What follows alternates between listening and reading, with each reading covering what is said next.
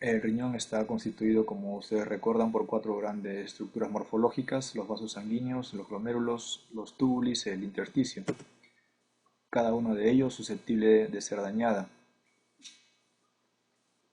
Por ejemplo, un daño muy importante a recordar de los vasos sanguíneos es la trombosis de la vena renal. Esta se puede ver, por ejemplo, en patologías que revisaremos en un momento, como el síndrome nefrótico o tal vez coagulopatías. Y si hablamos de vasos más pequeños, como vasos de mediano calibre, pues tenemos que enfocarnos a las vasculitis, que ustedes recordarán las hemos visto en el capítulo de reumatología. Los glomérulos son otra parte importante del riñón a dañarse. La mayoría de ellas son de naturaleza, digamos, idiopática, es decir, no se sabe exactamente la etiología, se sabe el mecanismo, pero no la etiología. En un 90%, repito, de los casos, y en un 10% de estas son secundarias, ¿no? Aquí podemos encontrar una gran cantidad de patologías que ustedes seguramente recordarán, como el síndrome de Gould-Pasteur, la glomerulonefritis postinfecciosa, glomerulonefritis membranosa, lúpica, endocarditis, cambios mínimos, vasculitis por ANCA, etc. Estas glomerulonefritis pueden producir diferentes síndromes, por ejemplo, síndrome nefrótico o síndrome nefrítico o solamente proteinuria tal vez, o hipertensión, al igual que la patología vascular que puede producir también de la misma forma injuria renal aguda, enfermedad renal crónica, puede producir hipertensión, hematuria, etcétera, ¿no? Entonces, fíjense, cada una de las lesiones que estamos empezando a mencionar es potencialmente, digamos, a producir, es una entidad potencial a producir cualquiera de los síndromes renales que vamos a ir comentando posteriormente. El daño intersticial también es necesario recordarlo, es una patología que es bastante frecuente y esta puede ser aguda o crónica en función del tiempo. Lo más característico a recordar aquí es que los diuréticos, los AINES y otros fármacos como la rifampicina, por ejemplo, pueden causar lesión aguda. Esta lesión aguda principalmente se expresa como una injuria renal aguda con disminución de la depuración de creatinina. Se caracteriza principalmente, como vamos a ver luego, por piuria, aunque también hay discreta hematuria. Y el daño intersticial crónico también está determinado por patologías, por fármacos, dentro de ellos muy característico en otros países la fenacetina, y lo que más se utiliza acá en nuestro medio y que puede producir este tipo de lesión es el paracetamol y la aspirina. Y el cuarto grupo de estructuras que pueden dañarse en el riñón están constituidos por los túbulos renales. Y como ustedes recordarán cuando han revisado en algún momento la injuria renal aguda, por ejemplo, la lesión del túbuli de forma aguda es la que origina justamente, o la que puede explicar en gran parte, en casi un 65% de los casos, como vamos a ver, insisto, posteriormente, van a explicar la injuria renal aguda, ¿no? Estamos hablando de la necrosis tubular aguda. Y también hay otras lesiones tubulares que son hereditarias, como por ejemplo la enfermedad renal poliquística, tenemos también la acidosis tubular renal, la diabetes insípida, síndrome de Fanconi, etc., ¿no? Entonces, este es un primer acercamiento de las estructuras en macro del riñón y de las formas de lesión renal y, como vamos a ver ahora a continuación, ya la expresión clínica de cada una de estas. Como ya les dije, una enfermedad no solamente muchas veces va a producir un daño a una de las estructuras mencionadas, sin embargo lo frecuente es que se dañen varias, aunque siempre hay una que predomina más que la otra, ¿no? Entonces, empezando con uno de los primeros síndromes, que es el síndrome de injuria renal aguda. Repitiendo, este puede ser originado por una lesión vascular, puede ser originado por una lesión glomerular, puede ser originado por una lesión intersticio o puede ser originado por una lesión tubular. ¿Cuál es la causa más frecuente de daño? Como vamos a ver, pues cuando el daño es intrínsecamente del riñón, la causa más frecuente es la lesión tubular. Esta de acá, ¿no? Lo veamos entonces. Esta injuria renal aguda pues se llamaba anteriormente insuficiencia renal aguda. ¿Y por qué se caracteriza? Pues porque va a haber una disminución brusca de la función renal. Pero esta función brusca de la función renal tiene una característica que puede ser reversible. Puede ser reversible en función de la magnitud y de la pronta intervención terapéutica que podamos darle. ¿Cómo definimos que hay una injuria renal aguda? Pues porque la creatinina se va a elevar aproximadamente por encima de 1,3 miligramos por ciento o esta se puede incrementar en valores mayores a 0,3 miligramos por ciento, ¿no? ¿Y en qué tiempo tendría que elevarse esta creatinina para poder decir yo que tengo una injuria renal aguda? En promedio en 48 horas. Repito, esta es una patología en donde la función renal del riñón, que consiste en la eliminación de creatinina y de sustancias de desecho, básicamente, pues se ve deteriorada, ¿no? Pero, ojo, no solamente el riñón tiene la capacidad de poder eliminar sustancias de desecho, de poder eliminar creatinina, sino que además presenta la posibilidad de regular el agua, regular el metabolismo hidrosalino, y de tal forma entonces que si tenemos un daño o una injuria en el riñón, tendremos alteraciones en la eliminación del agua y tendremos entonces oliguria o tal vez de repente anuria. Muchas veces la función renal disminuye en la eliminación de la creatinina, pero no encontramos una clara disminución de la orina, ¿no? Ese es el caso entonces de categorizar a una injuria renal aguda de tipo ligúrica, cuando además de elevarse la creatinina, tenemos disminución del volumen urinario. No ligúrica, cuando la creatinina se eleva, pero no hay una marcada disminución del volumen urinario. O anúricas, que es un poco más raro, ¿no? Cuando en realidad el paciente orina menos de 100 o no orina nada durante el transcurso del día, pero paralelamente tenemos una elevación de la creatinina. Lo más usual, lo más frecuente que se encuentra es que el paciente presenta una ira oligúrica y evolucione hacia una ira no oligúrica en el tiempo. Eso no significa que tenga un buen pronóstico, simplemente que es una evolución natural de una oligúrica a una no oligúrica. Pero repito, muchas veces la injuria renal aguda aparece desde un primer momento de forma no oligúrica. Es el caso característico de como vamos a ver, de la injuria renal aguda por lesión de los contrastes radiológicos a nivel del tubo renal. Pero hay otra función adicional del riñón que es la de la regulación del medio interno, del medio ácido-base, y cuando ese se altera, pues entonces, es decir, cuando hay una injuria renal aguda, también se va a ver alterado este equilibrio ácido-base, expresándose como acidosis metabólica, ¿no?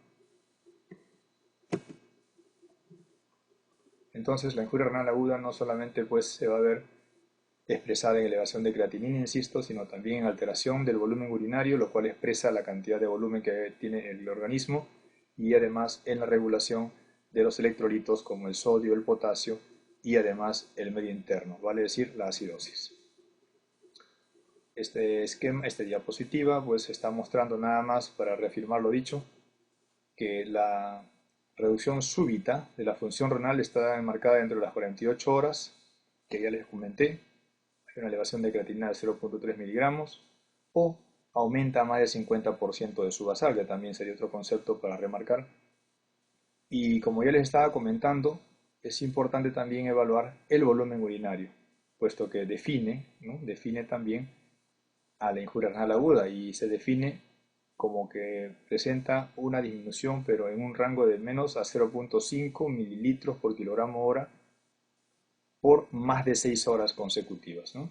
Luego de que hemos administrado al paciente una adecuada cantidad de volumen de líquidos endovenosos para intentar que aumente su volumen urinario sin lograr conseguirlo, ¿no? Entonces, como ven, la definición de injuria renal aguda está en función, insisto, a la elevación de la creatinina en un lapso corto de tiempo, 48 horas, con gran potencial de reversibilidad y además una disminución del volumen urinario.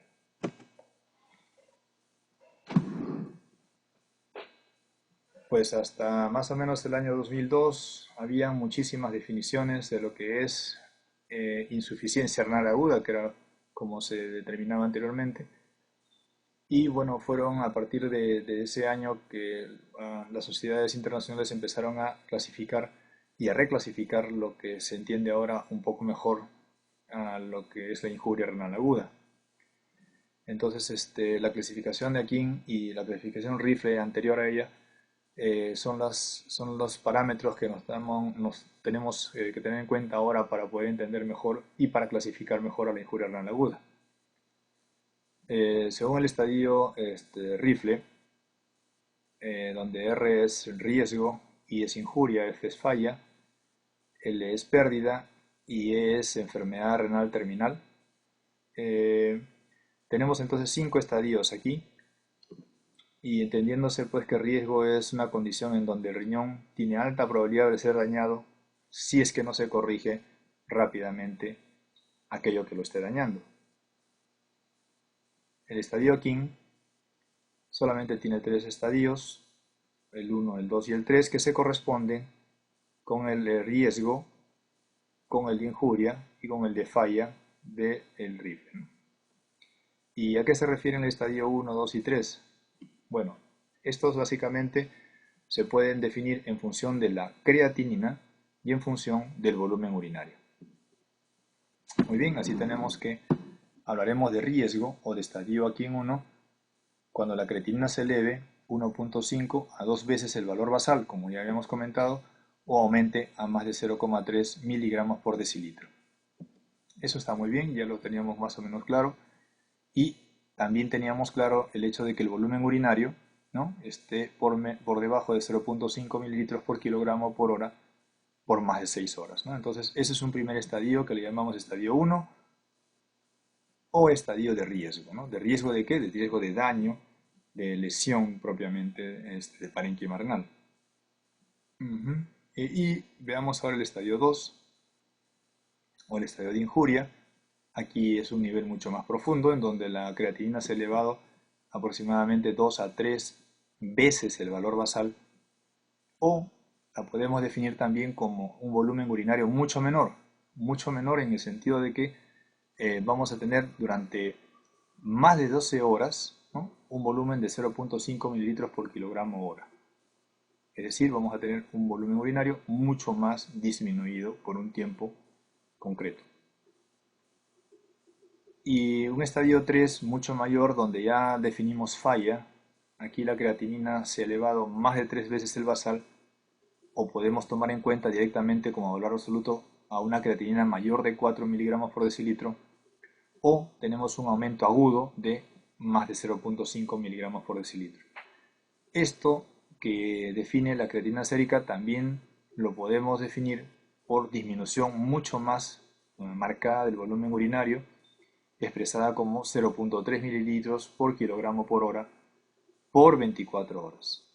¿No? O sea, como ven ustedes acá, el volumen urinario aquí está mucho más disminuido, en 24 horas casi no ha orinado muy poco esta persona, o también podemos definirla como que en 12 horas el paciente no ha orinado, es decir, anuria, en las 12 horas que podemos evaluar al paciente. Bueno, entonces como ven, esta es una definición que más o menos es importante tenerla en cuenta en el sentido de la prevención y precocidad en el diagnóstico de una injuria renal para dar tratamiento oportuno y evitar a que siga avanzando, ¿no? Esa es justamente la idea de la reclasificación aquí en Rifle de la precocidad de la identificación del daño renal, porque como ya seguramente ustedes han escuchado, no hay mejor tratamiento de la injuria renal aguda que prevenirlo y o identificarlo precozmente. Ya veremos las causas o en todo caso los factores de riesgo y actuaremos sobre ellos para prevenir a la injuria renal aguda. Pero fíjense que Rifle consideraba 2 estadios más, el de pérdida y el de la enfermedad renal terminal. Y se refiere que un estadio de pérdida es un estadio donde esta injuria renal aguda ha quedado persistentemente más o menos por un mes. ¿Qué significa? que una vez que el paciente llegó a falla, es posible que pueda regresionar a un estadio inicial basal normal.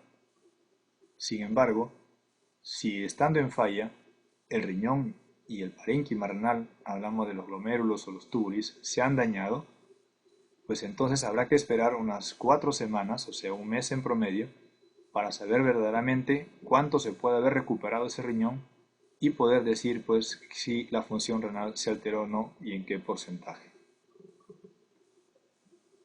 Y para poder hablar de que nuestro riñón definitivamente ha perdido parénquima y esa pérdida de parénquima inexorablemente va a continuar alterando la función renal, pues tenemos que esperar unos 3 meses aproximadamente, donde vamos a ver nosotros la persistencia del daño renal, y entonces diremos, por ejemplo, en este momento que después de hacer los cálculos respectivos de la depuración de creatinina, por ejemplo, sabiendo que en promedio puede ser 115 o 90 mililitros por minuto, podemos tener, por ejemplo, a este nivel unos 60 mililitros por minuto, y entonces ya estaremos diciendo que el paciente ha tenido un daño muy importante y está en una enfermedad renal avanzada, ¿no?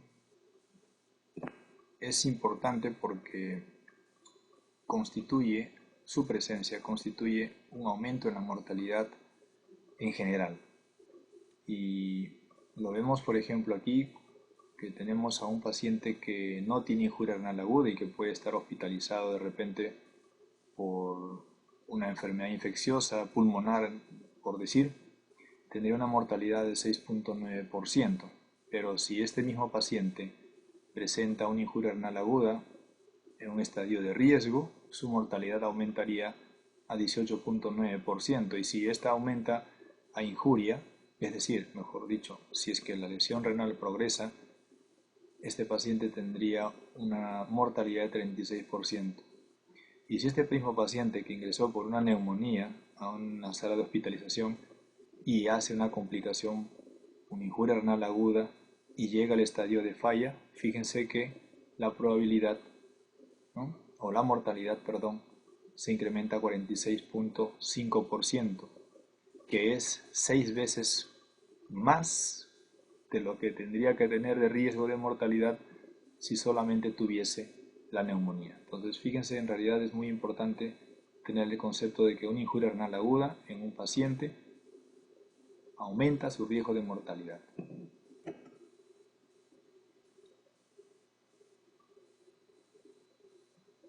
Este es un gráfico que nos va a ayudar a entender la historia natural de la injuria renal aguda. Fíjense, acá tenemos en este vector la función renal y en este otro el tiempo.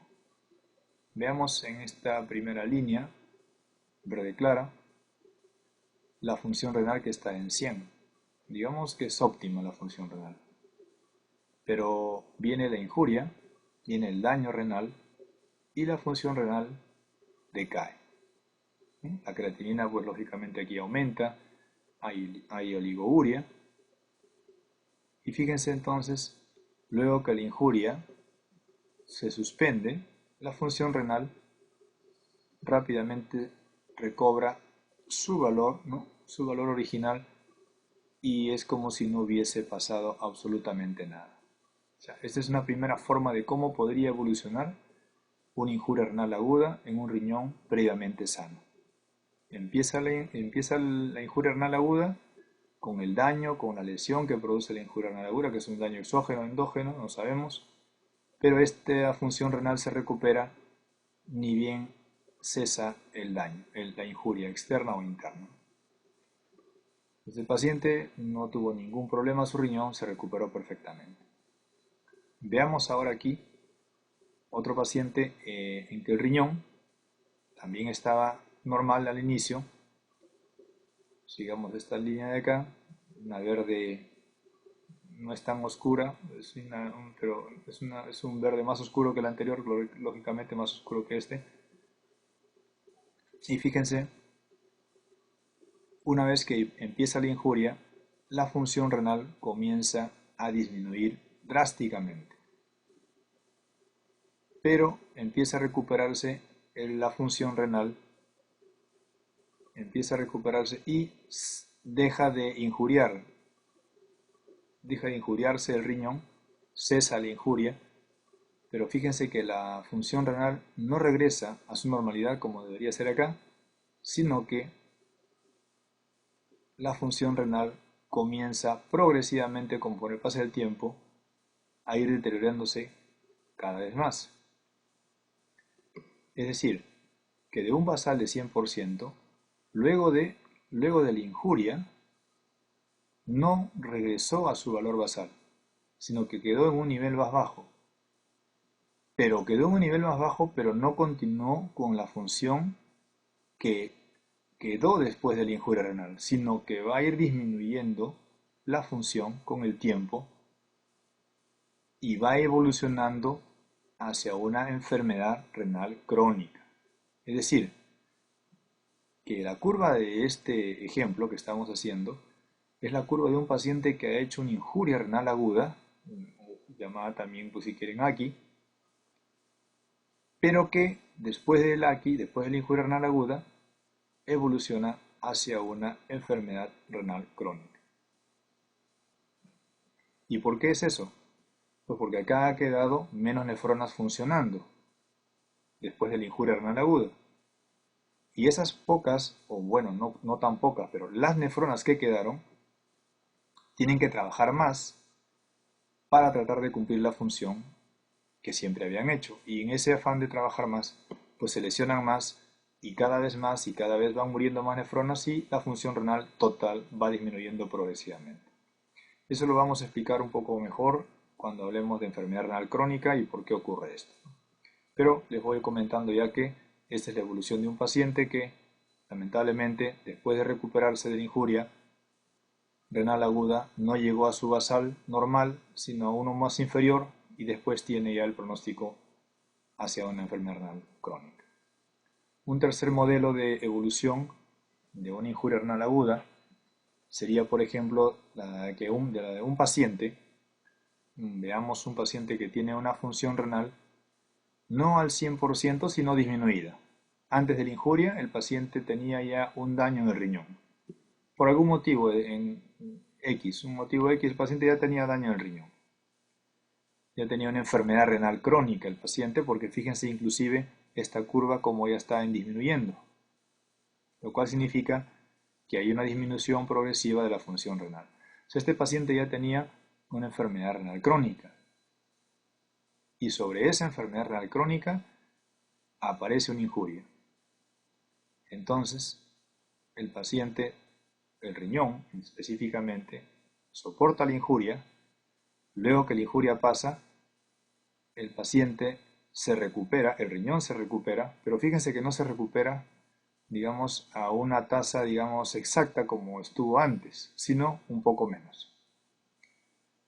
Aparentemente el riñón se quiere recuperar del todo, pero luego continúa la pendiente, ¿no? Continúa la pendiente, incluso se hace mucho más pronunciada, de evolución hacia una enfermedad renal crónica. ¿Qué quiere decir? Que el paciente antes de la injuria aguda tenía una velocidad de desarrollo, una velocidad de evolución hacia la enfermedad renal crónica. Pero luego de una injuria renal aguda, la velocidad con la que va a ir hacia la enfermedad renal crónica se hace mucho más rápida. Entonces tenemos en esta curva una injuria renal aguda sobre un paciente con enfermedad renal crónica que ya presentaba lógicamente esta enfermedad antes de la injuria. Y un cuarto modelo es la de la curva roja acá, en donde tenemos un paciente pues que estaba también completamente sano, como en el primer caso, que soporta la injuria, es agredido, el riñón, las nefronas, el túbulo es agredido completamente, de una forma tan severa que la función renal disminuye tremendamente y cuando la injuria cesa, el riñón se ha dañado tanto que en realidad ya no tiene posibilidad de recuperarse y lo que básicamente vamos a tener que definir en este momento es que el paciente se encuentra en una enfermedad renal terminal, ¿no? Es decir, que ya está prácticamente sin función renal. Esto puede pasar, por ejemplo, en aquellos pacientes que soportan una injuria muy severa o que no tienen la posibilidad de poder recuperarse en forma adecuada porque no hay un tratamiento oportuno para este grupo de pacientes, ¿no? Entonces, fíjense ustedes la historia natural de la injuria renal aguda, que tiene diferentes formas, y eso es importante tenerlo en cuenta para poder entender mucho mejor la evolución de los pacientes. Clásicamente, la injuria renal aguda la podemos enfocar para entender mejor desde tres puntos de vista. Una injuria renal aguda perrenal, una renal y una posrenal. Significa entonces que el riñón va a estar funcionando, va a estar injuriado por factores, digamos, que no son del riñón en sí, sino son prerrenales. Vale decir que son factores antes que tenga que ver el riñón en el sentido, por ejemplo, de vasculatura o en el sentido de volemia, como ya veremos. La injuria renal aguda renal implica factores de daño renal, de injuria renal, que son propios del riñón. Y la injuria renal aguda posrenal implica daño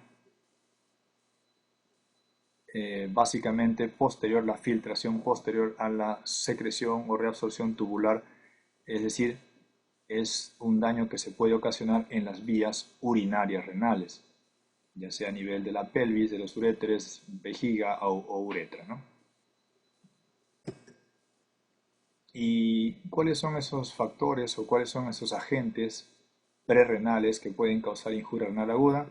Pues como ya lo comenté hace un momento, la disminución del gasto cardíaco ante un infarto de miocardio, por ejemplo, o una vasodilatación periférica, por ejemplo, una hemorragia, un sangrado importante, el uso de los inhibidores de la enzima convertidora de angiotensina, que van a disminuir pues, la tasa de filtración glomerular, van a disminuir van a producir vasodilatación de las arteriolas, de las arterias renales propiamente.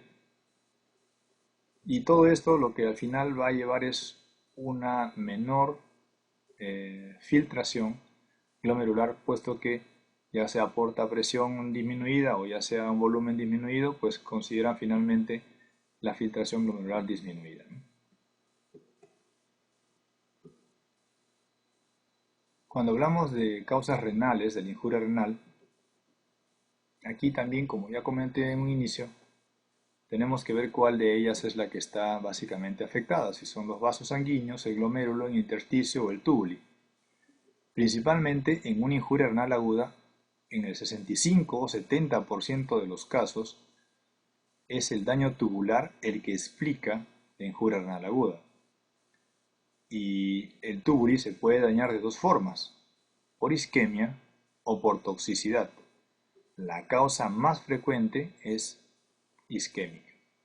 Y es lo que llamamos nosotros entonces la necrosis tubular isquémica. Esta necrosis tubular isquémica, ¿por qué se origina? Pues como su nombre lo dice, es por isquemia. Y esta isquemia ocurre cuando tenemos una injuria renal aguda prerrenal, pero que no se ha dado un tratamiento oportuno, es decir, por ejemplo, tenemos un paciente con hipotensión. Este paciente con hipotensión produce una ira prerrenal, pero yo no le doy tratamiento, no le doy endovenosos, no lo hidrato, etc. Y si después de 48 horas no le doy tratamiento en forma adecuada, de seguro la persistencia de la injuria renal prerrenal va a originar un cuadro de necrosis tubular isquémica, llamada también necrosis tubular aguda, bueno, de tipo isquémica, ¿no? Que es lo mismo. Otra causa de una necrosis tubular isquémica también es la sepsis. Ojo, lo que pasa es que la causa más importante es la prerrenal prolongada sin tratamiento la que finalmente origina una isquémica. Otra necrosis tubular aguda importante es la tóxica, llamada también necrosis tubular nefrotóxica, y esta se origina por toxinas. Pueden ser las más frecuentes y lo que se ve más en la práctica clínica, los contrastes, ¿no? Los contrastes iodados radiológicos, pero también puede ser por sustancias propiamente intrínsecas de nuestro organismo, como por ejemplo la mioglobinuria. En el caso de una rhabdomiolisis, por ejemplo, una destrucción muscular, va a haber una gran cantidad de mioglobina en sangre que va a filtrarse por el glomérulo, pero va a producir lesión tubular por la gran cantidad de estas que se van a presentar por la masiva destrucción muscular. Y eso va a originar pues una lesión tubular aguda de tipo nefrotóxica. Otro ejemplo son las bilirrubinas, que también son pigmentos que pueden producir toxicidad a nivel tubular. Recuerdo que entonces la necrosis tubular aguda de tipo nefrotóxica se caracteriza, como les comenté hace un rato, por producir injuria renal aguda, pero de tipo no oligúrica. Eso quiere decir que generalmente estos pacientes no cursan con disminución del volumen urinario. Claro que si aumenta la creatinina, pues por definición tiene que estar eso presente para poder decir que sí hay una necrosis tubular aguda, pero lo que caracteriza esta lesión tubular nefrotóxica es que no hay oliguria. No hay oliguria, ¿no? Por eso se llama una ira no oligúrica también. Y la injuria renal aguda postrenal es una injuria en donde ya les comenté que hay un problema obstructivo a nivel de drenaje de la orina. Esta puede ser en la uretra, en la vejiga, o puede ser más arriba, en los uréteres inclusive. Dependiendo de la edad, las causas son diversas. Por ejemplo, en un paciente de edad avanzada podemos tener pues la hiperplasia prostática benigna, que puede estar produciendo una obstrucción. Si es un paciente joven, de repente un cálculo renal. Si es un niño, de repente es una malformación de las vías urinarias, pieloureterales, por ejemplo, etc., ¿no? Entonces, todo ello condiciona una retención de orina y un aumento de la presión intrarrenal, lo cual dificulta la filtración y el drenaje tubular, y eso conlleva a una injuria renal aguda.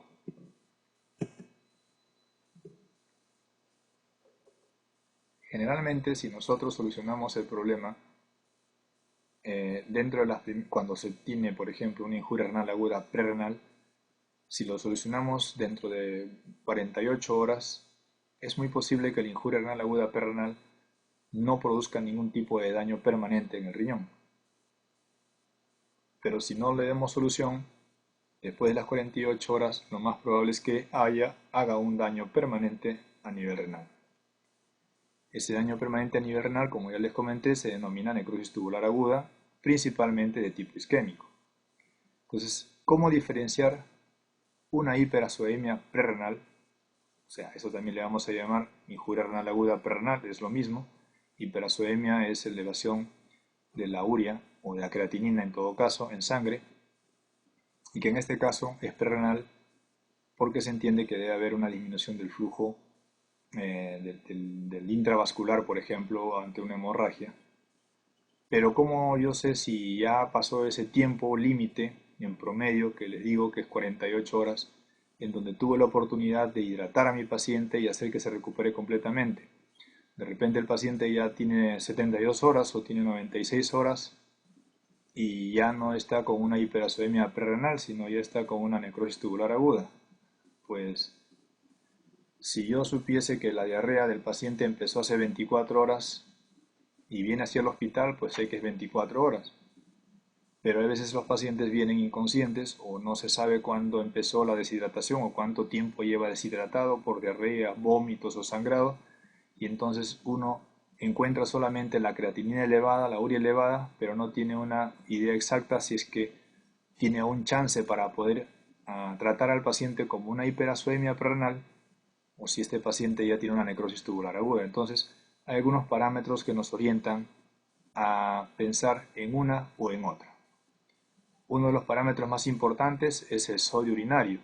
Si yo tengo un sodio urinario de menos de 20 miliequivalentes por litro, es bastante seguro que yo esté ante un cuadro de una elevación de la urea, elevación de la creatinina por un cuadro prerrenal. ¿Qué significa? Que el sodio se está perdiendo poco por la orina, y se está perdiendo poco por la orina porque el riñón funciona bien y no quiere perder el sodio por la orina. ¿Por qué no lo quiere perder? Porque tiene poco intravascular. Y si tiene poco intravascular, pues le conviene quedarse con el sodio para que el agua también se quede y el intravascular mejore. En cambio, si este paciente ya tiene una necrosis tubular aguda, vamos a encontrar generalmente el sodio más de 20 miliequivalentes por litro, lo cual me indica que el sodio se está perdiendo por el riñón a pesar de que le falta volumen intravascular al paciente, y eso me está diciendo que el riñón ya no es capaz de poder quedarse con el sodio, de retener el sodio que necesita, y me está indicando que hay una necrosis tubular aguda de tipo isquémico, principalmente.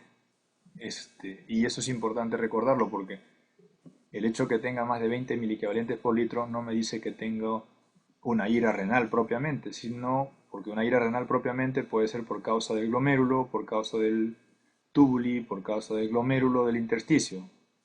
Pero en este caso lo que me está diciendo básicamente es que es por causa del glomérulo, perdón, del tubuli, ¿no? O sea, por una necrosis tubular aguda, ¿no? Sin embargo, esto no siempre puede ser cierto o muy fidedigno porque está expuesto a otra serie de factores, y entonces el hecho de tener una densidad urinaria, digamos, muy elevada, el hecho de tener una osmolaridad urinaria también muy elevada, nos puede orientar un poco a que es una hiperacemia prerenal, o sea, una injuria renal aguda prerenal.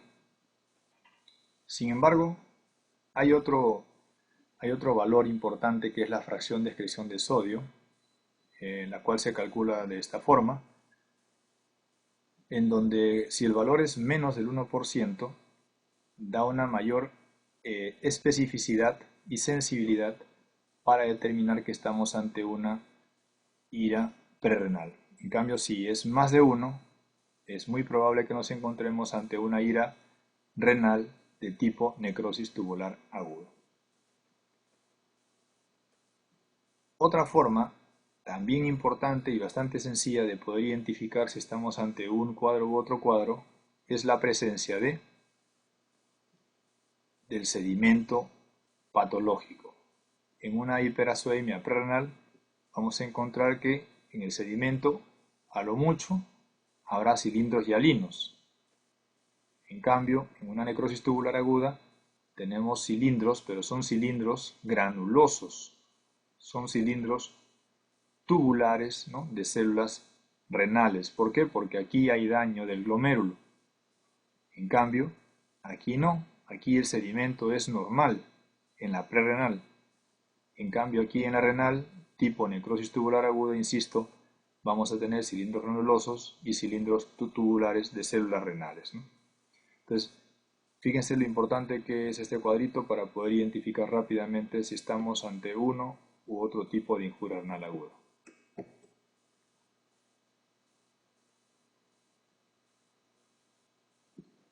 Los factores de riesgo para la injuria renal aguda les dije que son muy importantes tenerlos en cuenta porque lejos de tratar una injuria renal aguda, lo mejor es prevenir que aparezca.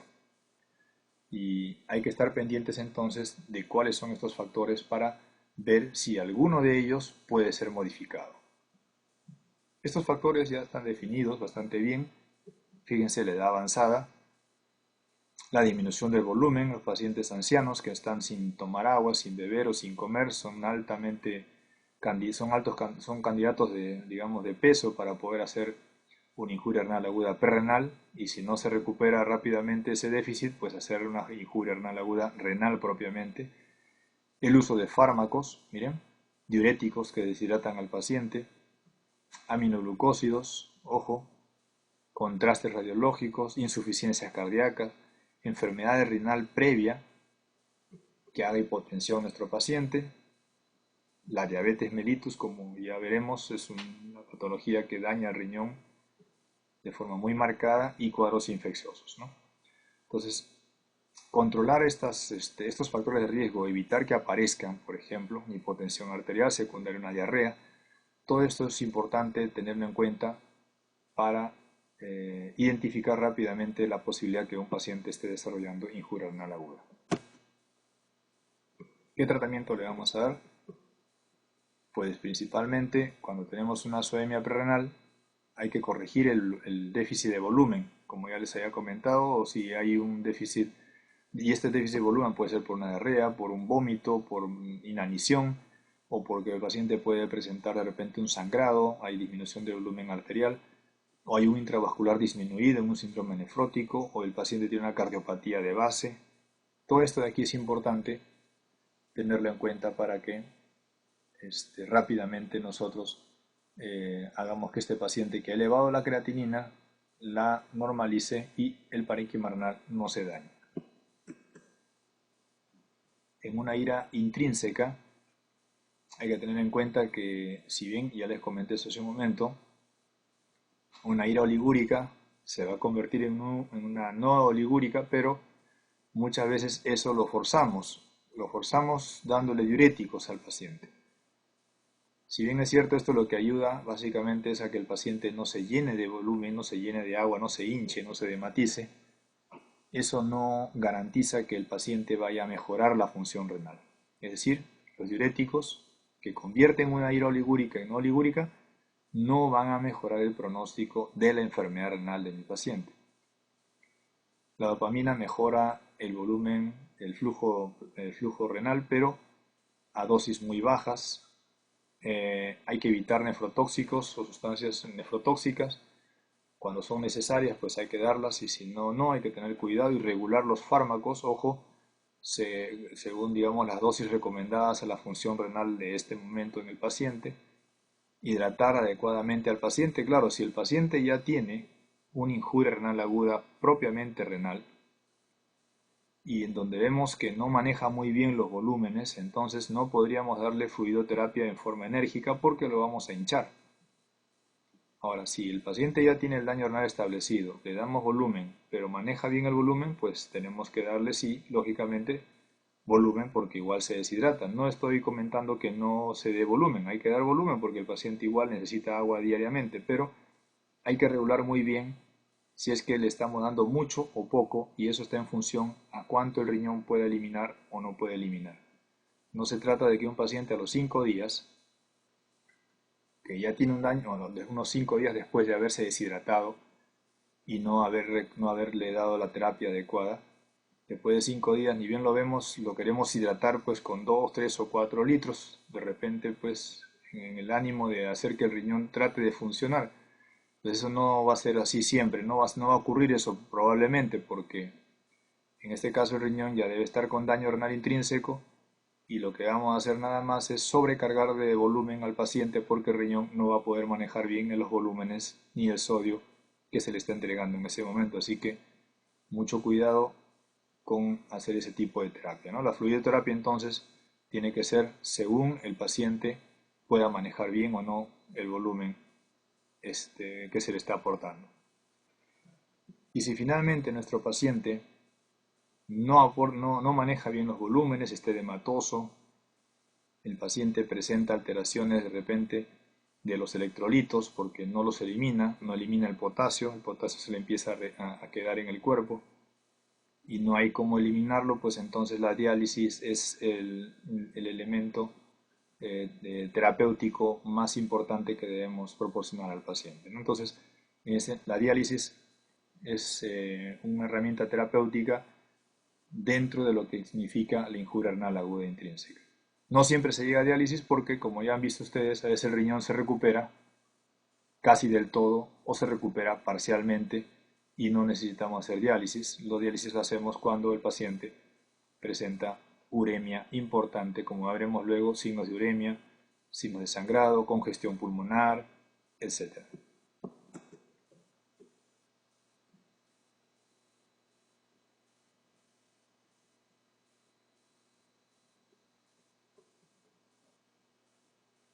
Las complicaciones de la injuria renal aguda, justamente era lo que le comentaba hace un momento, Una de ellas es la sobrecarga de volumen, es decir, este paciente va a tener mucho volumen en el cuerpo y si bien los diuréticos pueden ayudarnos hasta cierto punto, muchas veces necesitamos de la diálisis.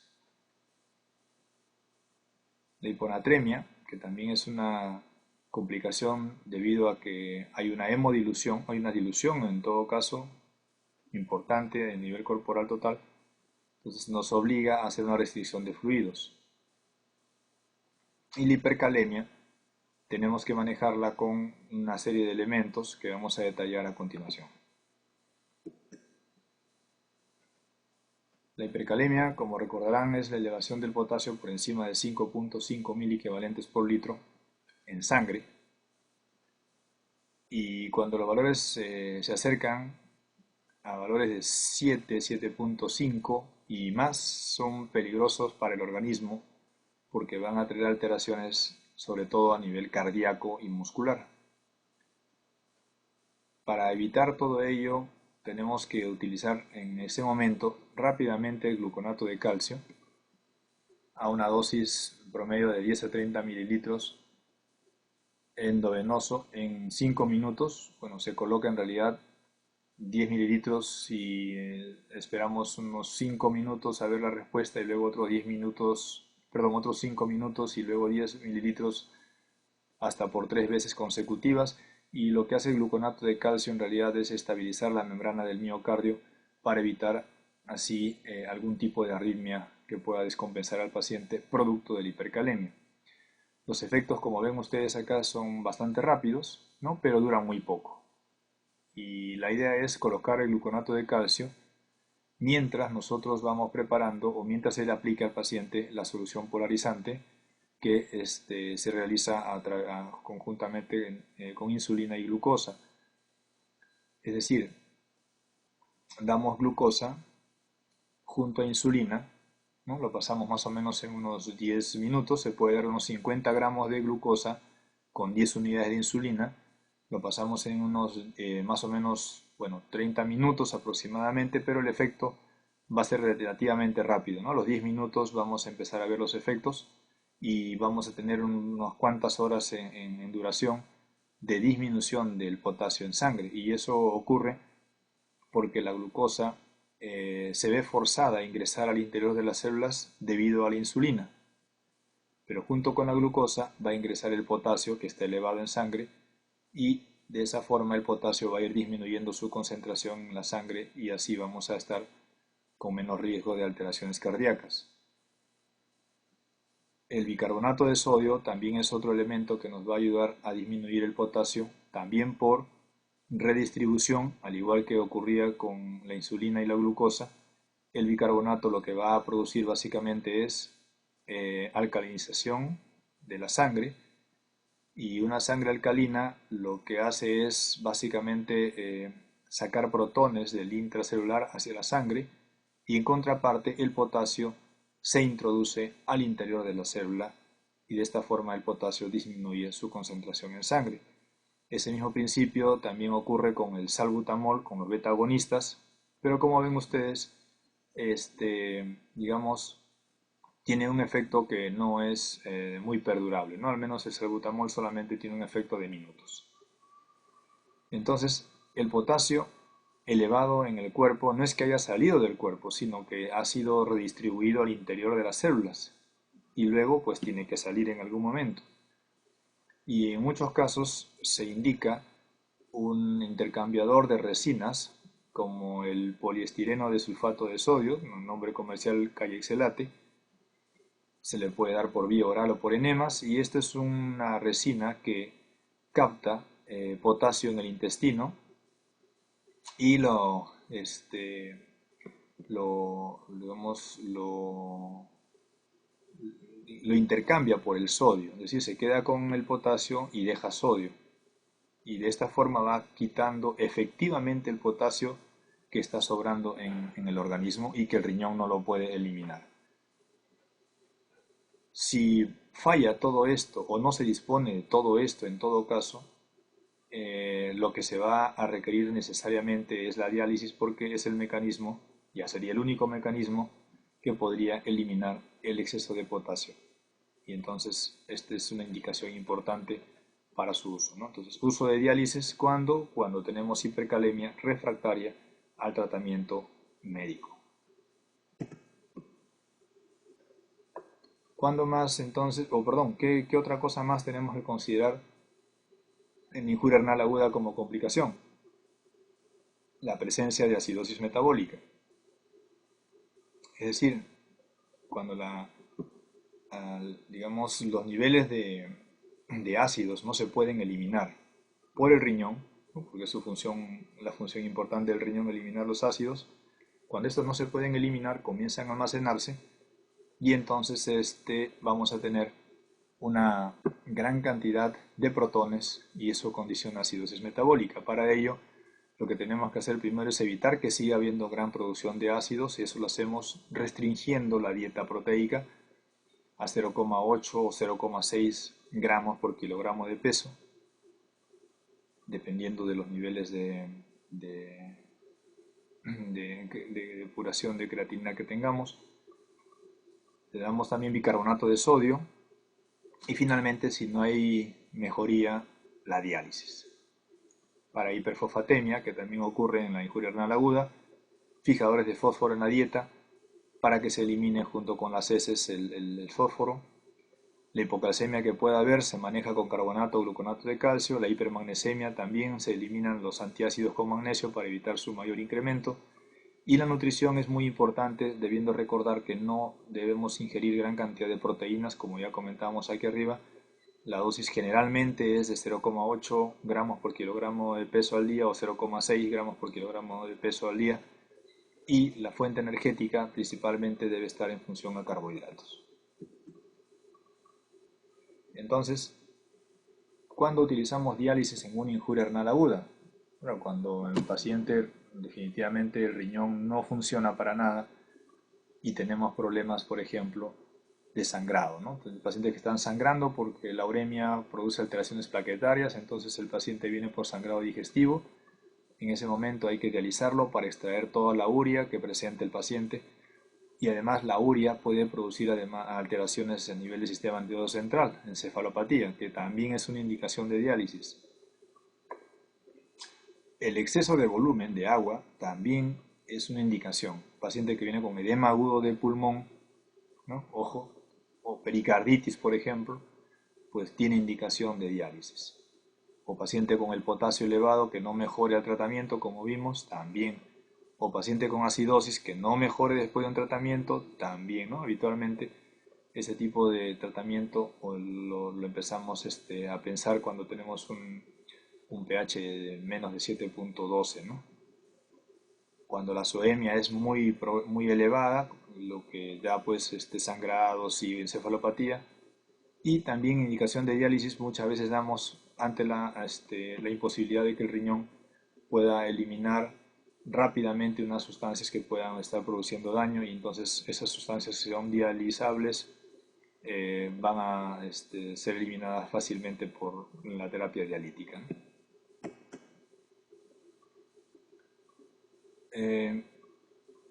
¿Cómo nosotros sabemos que el riñón está funcionando bien o no lo está haciendo? En realidad, la idea es saber de alguna forma eh, la mejor forma de saber la función renal es evaluando la tasa de filtración glomerular y esto es viendo la depuración de creatinina. Es decir, sabiendo cuánto de depuración de creatinina yo tengo en un minuto, voy a saber cómo está funcionando mi riñón. Lo ideal es pues que esté en promedio 115, 110, 100, 90 en promedio. Pero no siempre hacemos la depuración de creatinina, no siempre evaluamos la tasa de filtración glomerular, sino que lo hacemos indirectamente midiendo la concentración sérica de creatinina. Sin embargo, no siempre hay una correspondencia entre una y la otra. Lo normal de la creatinina sérica pues está entre 0,6 y 1,2, 1,4 en promedio miligramos por decilitro. Y uno podría esperar que si está en ese rango de concentración de creatinina en sangre, uno esperaría pues que la depuración de creatinina, o sea, la tasa de filtración glomerular esté también en un rango normal, pero no es así. Fíjense, un paciente que presenta una creatinina sérica, vamos a poner acá de 0,5, 0,6, tiene, vamos a suponer que acá está 0,5 y 0,6, tiene una depuración en promedio de 115, lo cual está bastante bien. Fíjense ahora qué pasa si la creatinina de ese paciente que estaba en 0,6 ahora está en 1.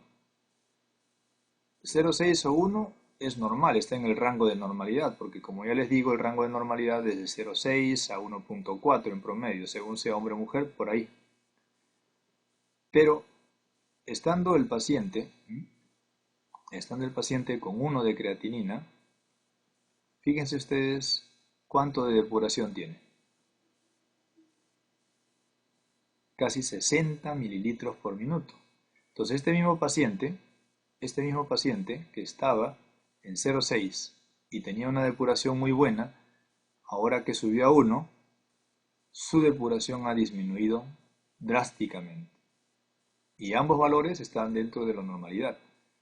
Por lo tanto, entonces, ojo, un paciente que tiene creatinina sérica normal en sangre puede incluso tener una depuración de creatinina de hasta la mitad de su valor normal. Así que no se confíen pensando que un paciente con 1,2 o 1 o 1,4 de creatinina está normal de depuración. No, porque puede estar esta depuración muy disminuida y ustedes no se están dando cuenta. Claro, cuando el paciente viene con 2 de creatinina, ya todo el mundo dice, pues, el paciente tiene una mala depuración de creatinina. Claro, según la curva, lógicamente este paciente debe tener 30, ¿no es cierto? Sí, pero es que la idea no es pescar acá al paciente cuando esté en 2, sino cuando ha tenido una elevación pequeña de creatinina y sabemos que por ello el paciente está disminuyendo ya su tasa de filtración glomerular. ¿Qué es el síndrome hepatorrenal? El síndrome hepatorrenal es una disminución, digamos, de la función renal en forma progresiva que obedece no a un daño del riñón, sino obedece a un daño del hígado. Y obedece un daño del hígado porque el hígado está funcionando mal. El hígado tiene un problema que origina una alteración en la vasorregulación renal, donde el óxido nítrico tiene un rol importante. Entonces se produce una vasodilatación y una disminución de la tasa de filtración glomerular. Para poder definir el síndrome hepatorrenal tenemos que decir que el riñón se encuentra anatómicamente normal. Ojo. Además, si yo quiero hacer la constante esta que les enseñé hace un momento de la fracción de excreción, y aplico yo en este caso, la fracción de excreción me va a salir menos de 1. O sea que el sodio en orina va a estar menos de 20 miliequivalentes por litro, lo cual nos haría pensar que es una injuria renal aguda prerrenal. Claro, pero ¿qué pasa? Esta, entre comillas, injuria renal aguda prerrenal no responde a fluidos. Y entonces nos damos cuenta que este es un tipo especial de injuria renal aguda, si queremos llamarla así, prerrenal. Pero no es tanto que sea prerrenal porque, como les digo, hay mecanismos intrínsecos vasculares, renales propiamente, que están alterados debido a que el hígado no está ejerciendo una función adecuada a nivel de los vasos esplácnicos y eso condiciona una serie de mediadores vasoreguladores que finalmente disminuyen la filtración glomerular. Entonces este paciente tiene un mal pronóstico una vez que se instala este síndrome hepatorrenal expresado con una elevación de creatinina, lógicamente, y de urea, El paciente se caracteriza porque presenta encefalopatía y fallece, ¿no? Tiene una respuesta transitoria buena a la albúmina, pero el tratamiento definitivo es el trasplante hepático, ¿no? Bueno, hay varios tipos de síndrome hepatorenal, el tipo 1, el tipo 2, siendo crónico o agudo respectivamente, pero casi todos están muchas veces en función a un daño hepático previamente establecido y que se descompensa en la mayoría de casos, básicamente por el tipo 2, se descompensa por una eliminación brusca y de grandes cantidades de líquido acítico.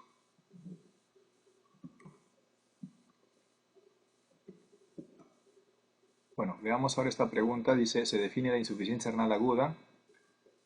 Bueno, como les digo nuevamente, ¿no? Insuficiencia renal aguda era el término que se utilizaba y que seguimos utilizando a veces de lo que es ahora la injuria renal aguda, ¿no? Bueno, dice la insuficiencia renal aguda como la disminución de la función renal cuya consecuencia es. Señala aquí entonces una palabra para poder más o menos tener coherencia con la frase y luego otra más acá. Veamos, la insuficiencia renal aguda, perdón, ¿qué pasó? Ahora sí. La insuficiencia renal aguda dice es una disminución progresiva o súbita. Pues está sencillo, ¿no es cierto? Hemos dicho que es súbita. ¿Y qué cosa es lo que disminuye súbitamente? Dice, la función renal. Claro, es la función renal, así es. Cuya consecuencia ya hemos visto, elevación de creatinina, elevación de urea, disminución del volumen urinario, alteración de los electrolitos, el sodio comienza a disminuir, o perdón, en este caso comienza a elevarse, se comienza a retener, el potasio empieza a elevarse y el volumen corporal total comienza a aumentar. Entonces acá veremos súbito con alteración hídrica, súbito con hipocalemia. Pues no hay hipocalemia en una injuria renal aguda, lo que hay es hipercalemia. El potasio se retiene, no se puede manejar en forma adecuada y se retiene. Entonces, esta no es la respuesta, pues es lógico pensar que es alteración hídrica, es decir, que el paciente tiene sobrecarga de volumen, que es una de las consecuencias de la mala función renal, ¿no? Entonces, concretando aquí, la injuria renal aguda se define como la disminución súbita de la función renal cuya consecuencia es alteración hídrica, en todo caso podríamos decir sobrecarga de volumen. ¿Cuál de los siguientes hallazgos es característico de en los pacientes con insuficiencia renal aguda debido a necrosis tubular aguda tóxica? Excreción fraccionada de sodio más de 1, osmolaridad urinaria más de 500, concentración de sodio en orina menos de 10, densidad urinaria 1.2, índice de insuficiencia renal menos de 1. La osmolaridad está aumentada, más de 300, acá hasta 500, ojo. La concentración en orina es menos de 20. La densidad urinaria es 1.2, está muy concentrado. Y el índice de insuficiencia renal también me indica prerenal. O sea, estos cuatro últimos alternativas me están indicando lo que tendríamos que encontrar en un paciente con injuria renal aguda, de tipo prerrenal. Sin embargo, acá me dicen injuria renal aguda de tipo A, necrosis tubular aguda. De tipo tóxica, dice acá. Tipo tóxica. Pues puede ser necrosis tubular aguda isquémica o tóxica, recuerdan, ¿cierto? Son de dos tipos, tubular aguda isquémica o tóxica. Pues la única que correspondería será la excreción fraccionada de sodio por encima de 1. Si me ponían aquí sodio urinario más de 20 miliequivalentes por litro, también podría haber sido una respuesta. Pero el método más sensible y más específico es este de acá, la excreción de sodio más aún, ¿no? O sea, si me ponen entre los dos que les digo, pues este sería la respuesta correcta, ¿no? Entonces acá solamente me ponen esta única alternativa como verdadero, así que no me hago problema, la respuesta es la letra A. Paciente con cuadro de deshidratación severa que presenta volumen urinario de 10 mililitros por hora, creatinina sérica de 2 miligramos por decilitro, osmolaridad urinaria de 1025, sodio urinario de 10. El diagnóstico más probable es insuficiencia. Igual, este es un cuadro de un paciente, pues está muy cantado, ¿no? Deshidratación. Volumen urinario disminuido. Claro, es una injuria renal aguda, pues tiene que estar disminuido el volumen urinario. La creatinina también tiene que estar elevado, claro. Entonces, volumen urinario disminuido y creatinina elevada definen injuria renal aguda. No me dicen si es prerrenal o renal. Pero me dan un dato, que el paciente tiene deshidratación severa, y eso podría ser prerrenal. Además me dicen que la osmolaridad urinaria está elevada, 1025, está en el límite casi. Hasta 1030 inclusive se puede llegar. El sodio urinario está disminuido, está a menos de 20, entonces eso de ahí, de lejos, es una insuficiencia o una injuria renal aguda tipo prerrenal, ¿no? Tipo prerrenal. También eso está sencillo. ¿Cuál de las alternativas señaladas caracteriza la insuficiencia renal aguda prerrenal? A ver, ¿qué dicen ustedes acá?